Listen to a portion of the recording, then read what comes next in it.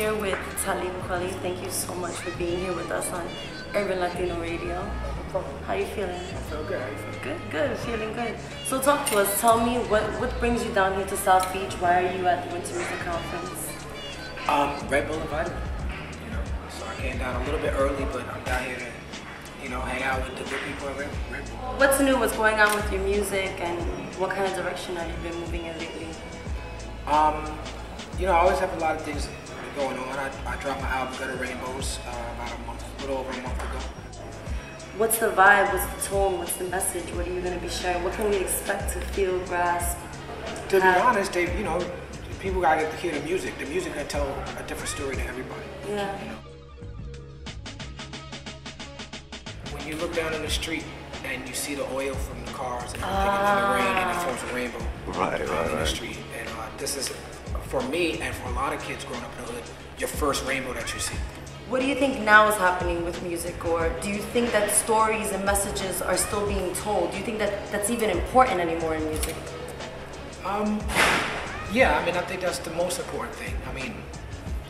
Even the cheesiest pop record, tells a story about love or the loss of love, and it's something that people really want to hear, or else they wouldn't be in the club singing it loud, Yeah, even those records tell stories, and the ones that are most successful, whether it's a Crystal Waters with Gypsy Women or a CeeLo Green with FU, the records that tell stories are the ones that people remember. Speaking of stories, I guess I've been listening a lot to the compilations and things you've done with Nina Simone and even Fela Kuti, who for me are like huge in my world and huge in my soundtrack in my life. So why did you decide to work on those types of projects? Why were they important to you? I work on things that people invite me to work on that pique my interest. Fela Kuti and Nina Simone in particular are two of my favorite artists.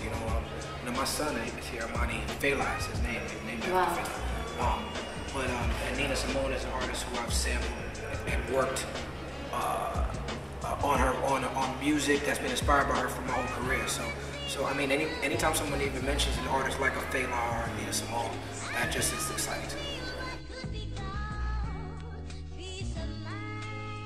I know you were from New York City, born in Brooklyn, BK. So was I actually. Okay. Born in Brooklyn, raised in the Bronx. But I think you have a very interesting upbringing and your family and where you come from. Do you want to talk a little bit about that? I come from a background of entertainment and education.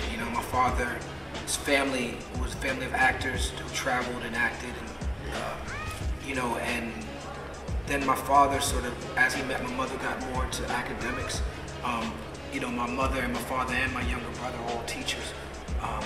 So it's just, I definitely think growing up around the arts and education has had a huge impact on who I am and the style of music that I'm in. Thank you. And thank you so much for sitting here with me. Very, very excited to finally meet you.